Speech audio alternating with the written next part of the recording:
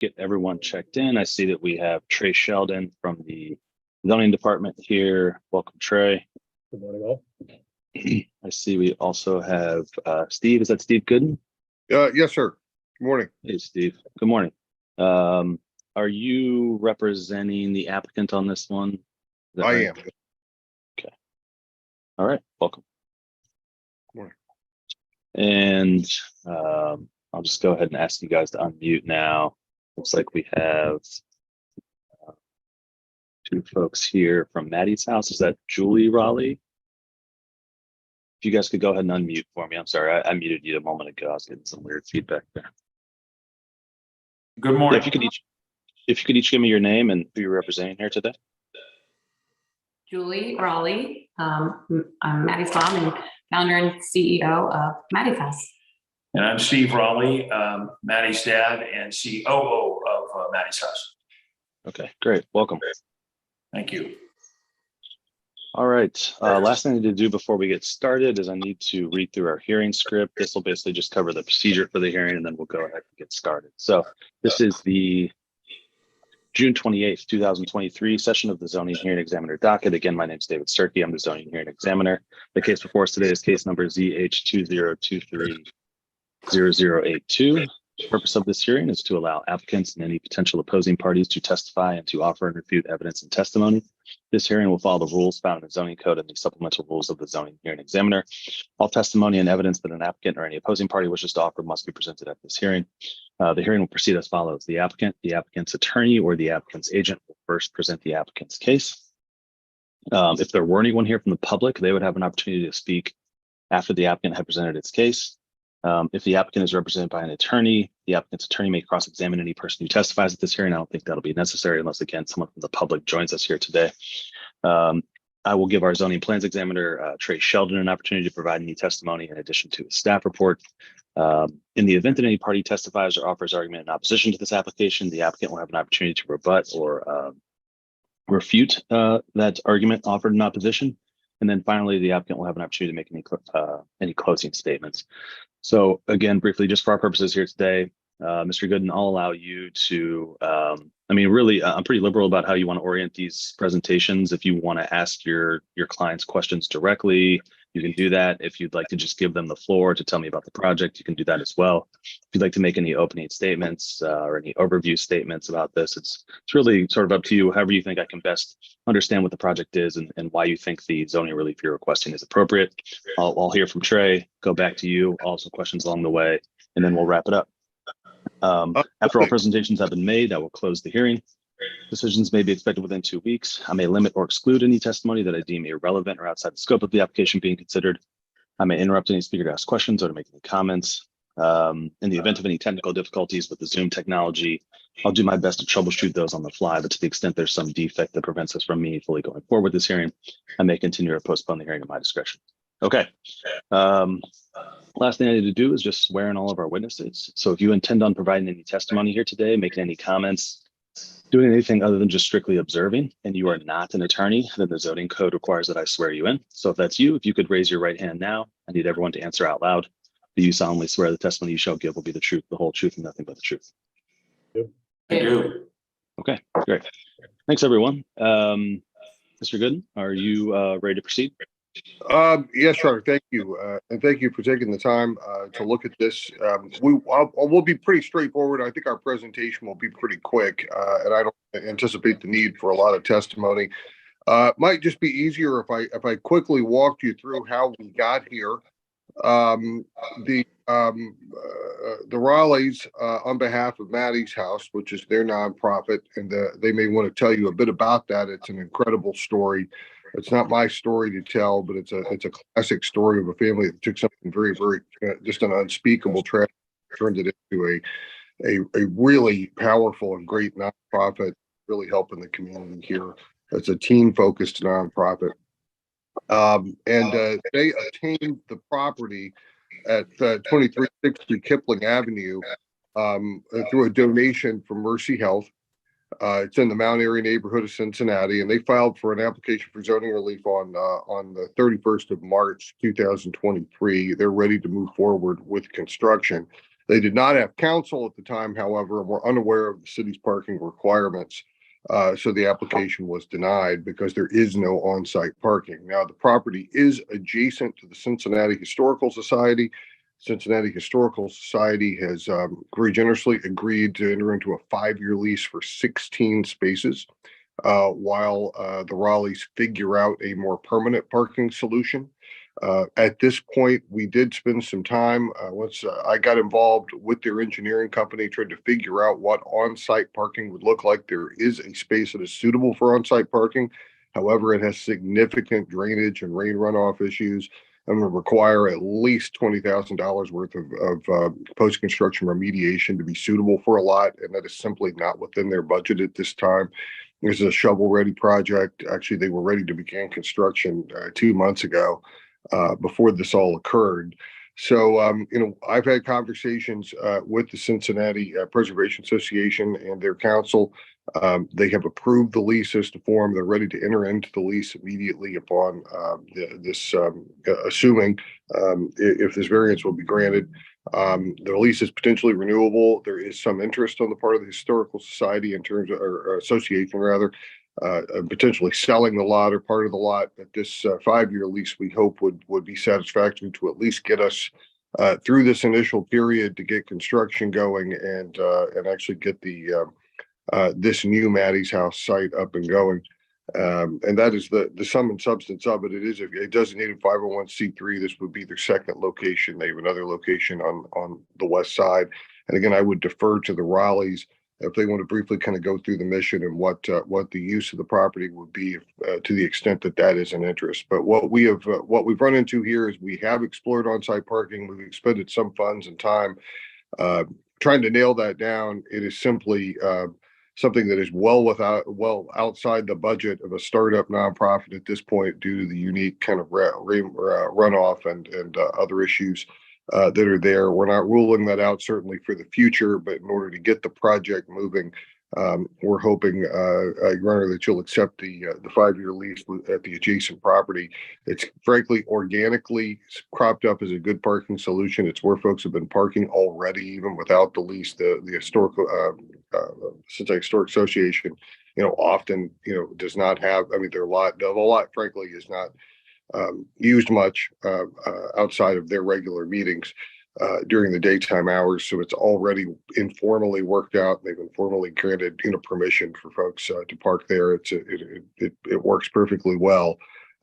We know it's not a long-term thing, but we do have a 5-year lease. I believe the draft lease was also presented. But that is essentially how we got here. And again, as we noted, time is of the essence on this one, as they really are trying to get some of the construction in during the good construction summer months.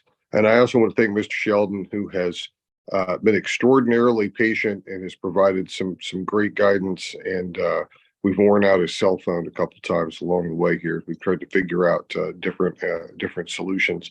And even though Beth Johnson could not be here today from the Historic Association, she has been an extraordinary resource. She's indicated to me that her board has approved the lease and that she can execute it upon her return from vacation, which I think is, I think she gets back into town tomorrow, but she would be here. But I think I can represent as counsel that she has, she's done everything she can do to help facilitate this as well. Okay. All right. Thanks, Steve. Did the Raleighs want to comment? A few questions, but I want to give them opportunity to say anything before I do that. So guys, I muted you again. Yes. Thank you, Mr. Sturkey, Your Honor. We appreciate the time and the ability to present this to you. Quite frankly, my wife and I started this project really out of a matter of an honor to our daughter, Maddie, who unfortunately took her life 4 years ago. And we have just wanted to try and help other parents, other families, maybe prevent the crisis and tragedy that we went through. We started this project in a small 2,500 square foot storefront. And then Bon Secours Mercy Health found out about our mission and found out about a very unique process that we're doing here, which is giving essentially a community center and a place to create community with others who are trying to stay healthy.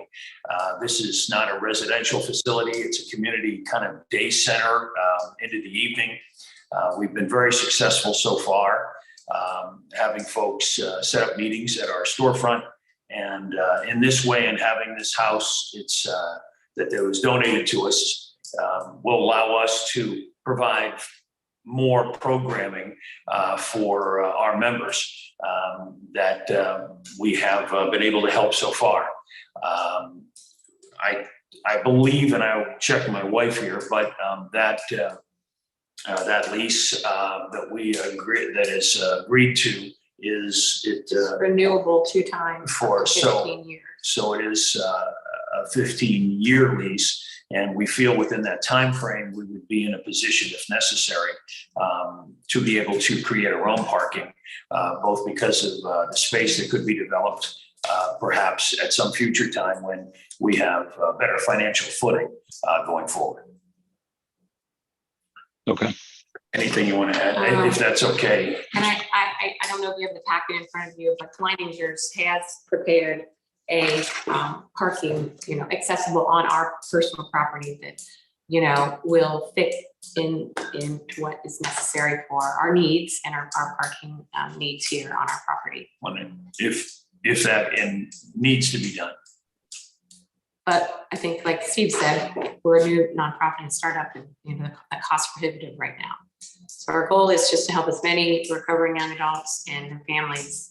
And I'm going to put out our last some numbers. Since we've been open, we've served many people and many families, and pretty proud of that, helping the community with this disease. Okay. Well, so thank you for sharing that. And it sounds like a wonderful organization. Just in terms of some more of the logistical stuff here, I just want to make sure that, because I do have the packet you submitted.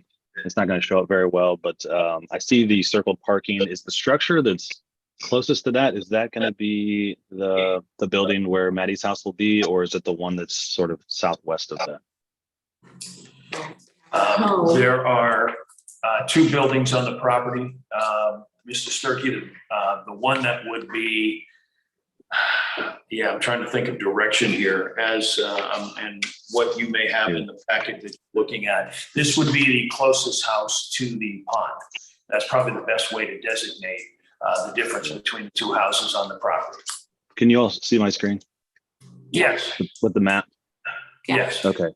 So parking here. Yes. Correct. Where's the Preservation Association? Is it this one or this one? Yes, it is. Somewhere else? The larger This one? there, it's a much larger house. The one that you have your cursor on right now is Maddie's house. Got it. Okay. And then this is the Preservation Association down here. Correct. Got it. Okay. Fantastic. I just want to make sure that I was certain of the orientation there. Could you tell me a little bit more about the type of programming you'll have there? It looks like the requirement is 19 spaces. And so can you just tell me a little bit more about why you think that the programming and the type of events and the services you'll offer here are going to be okay with the number of spaces that you'll ultimately have, which sounds like will it be 17 or 18? Sure. We have a sign-up program that we've already developed through our program manager.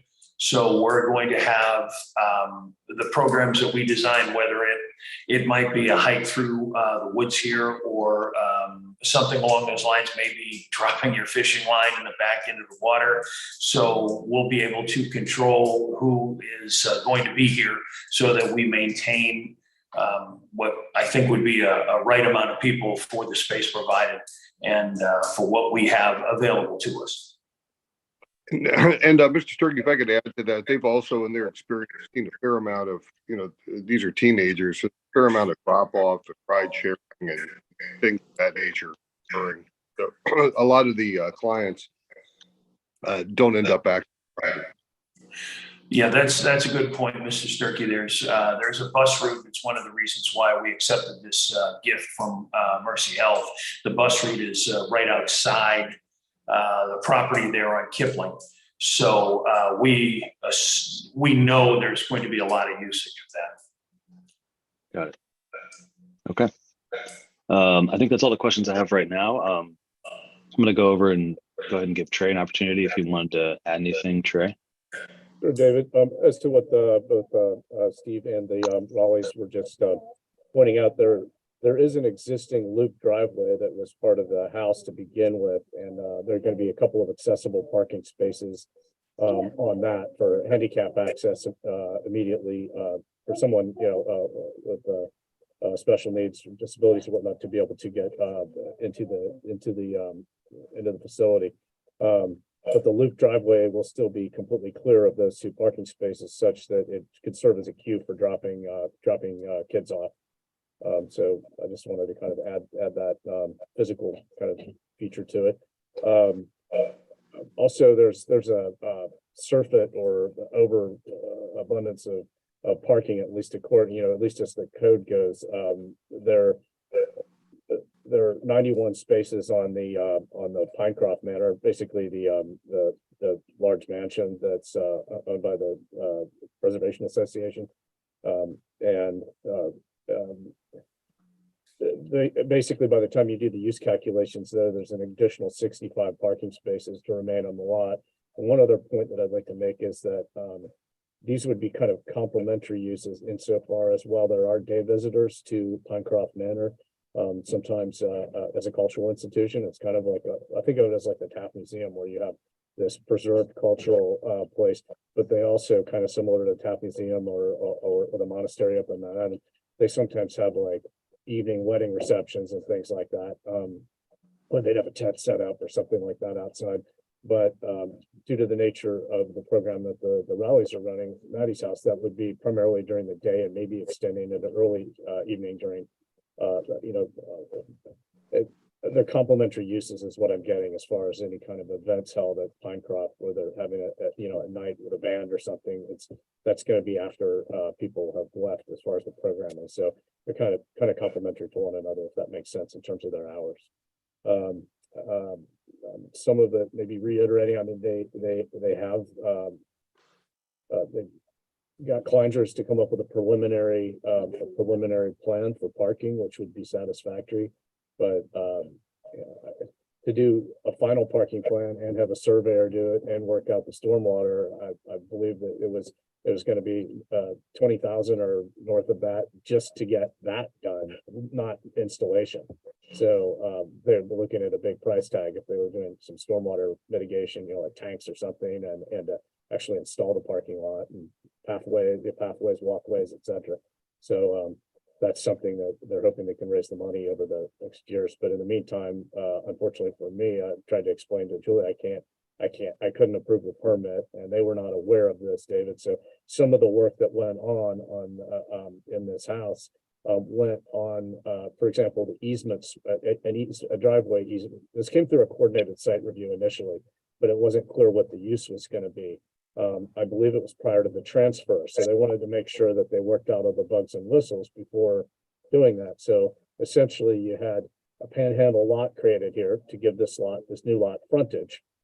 A panhandle extending out to Kipling gave them frontage, so it became a legal lot. And then they entered into an easement agreement so that they could access it over the other parcel. If that makes sense, to the Kipling to the west, so that you can get in here.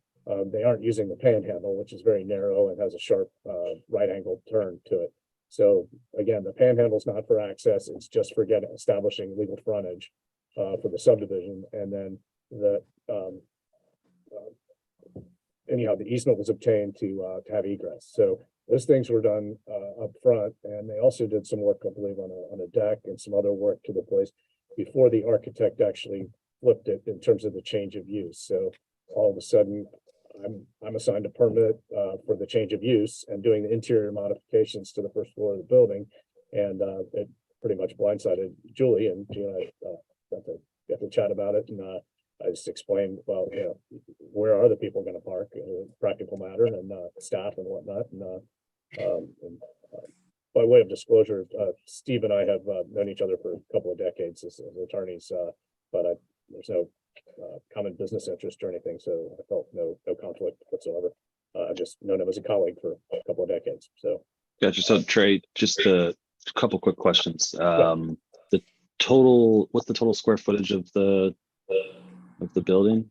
well, not This is all of based it's off of? not all of it. Like there are going to be kids romping around in rooms upstairs and so on. So some of it, the architect laid out where the actual use is going to be on the ground floor for the kids. So some of it, like the basement, some of the parts of the basement and upstairs and so on is not going to be used for that purpose. So the total of the house may exceed that square. It's not anywhere near as large as the other house, that mansion. But so that's a good point. Let me just dial in on that really quickly. The amount of parking is calculated by taking the total square footage of the property, correct? Or of the structure? Well, if it's not accessible to anybody, I mean, I don't. I No, don't think he had any plans. Do you for that understand the stuff. question I'm asking though, Trey? How is the they're required to have 19 spaces? How is that exactly determined? Usually it's proportional to whatever the use of the spaces, the square footage of the space and what it's being used for. Gotcha. And do you know what the total square footage of the space is here? Architect described that as 1,900 square feet, where it would actually be used as a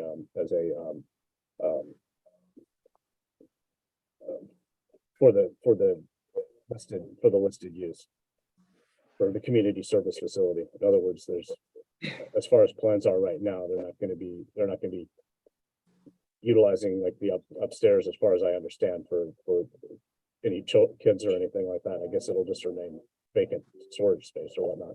Gotcha. So it's not going to be used as a community service facility as far as the architect has laid that out, and for building code. Okay, got it. In other words, Thanks, if Trey. you aren't using a space for that, you don't have to have like ADA accessibility and things like that if you're just declaring that you're not using the space. Gotcha. Okay. It'd be similar to a restaurant's basement or something like that, where something's just storage or whatnot. It's not it doesn't come under building code, or for that matter, building code. It's not devoted to that use. Okay. All right. Thanks, Trey. Appreciate your time and your testimony, your work on the staff report here. Going back to the Raleighs and Mr. Gooden, anything you want to say in response to Trey's comments or anything else in closing or otherwise? If I could just very briefly to echo Mr. Tilton's comment, our understanding was that, that the 19 spaces did come, calculation based upon the architect's renderings of what space would actually be in use, which is a lesser space than the entire building. I know 19 spaces would look, may not seem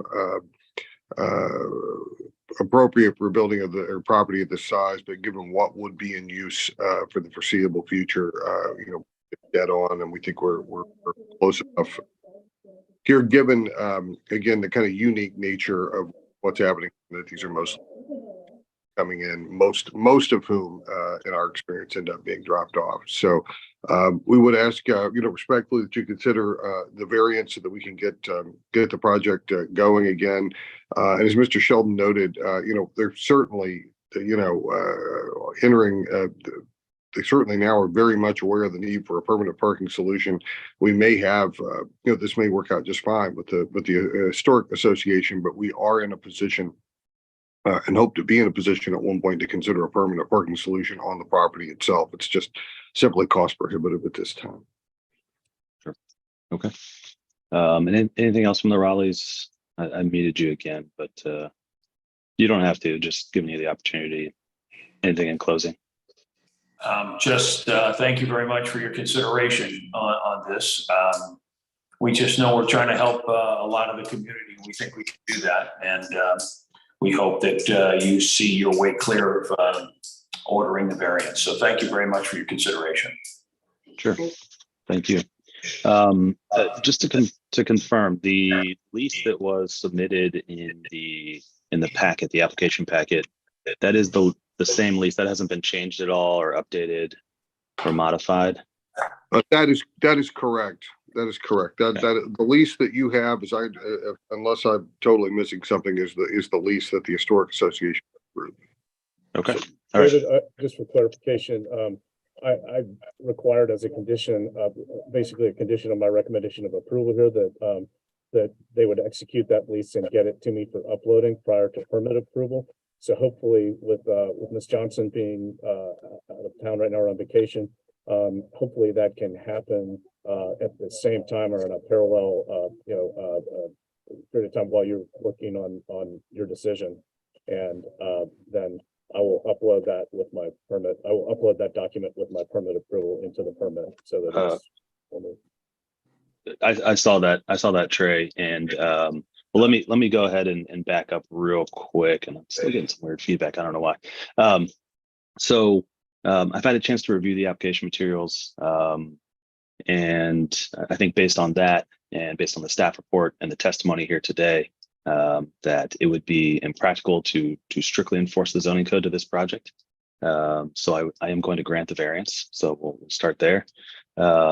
I need to formalize that that approval in a written decision. As I said at the beginning, that typically takes about 2 weeks. I know that you all are anxious to get moving.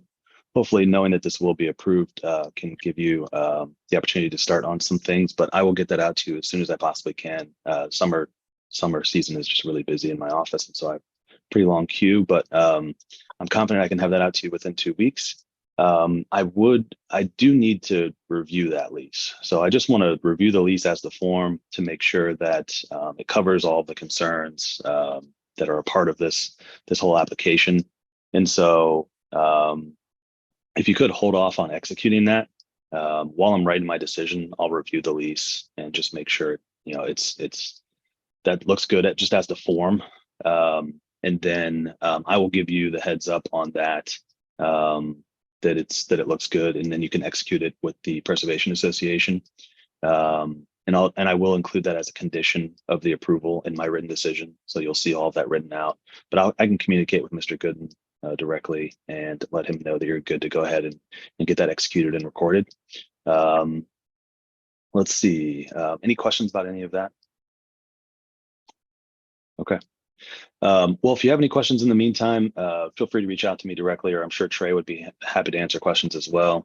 If you'd like a status update on the decision or where I'm at with the lease review, feel free to reach out to me directly. I'm happy to give you guys an update on that.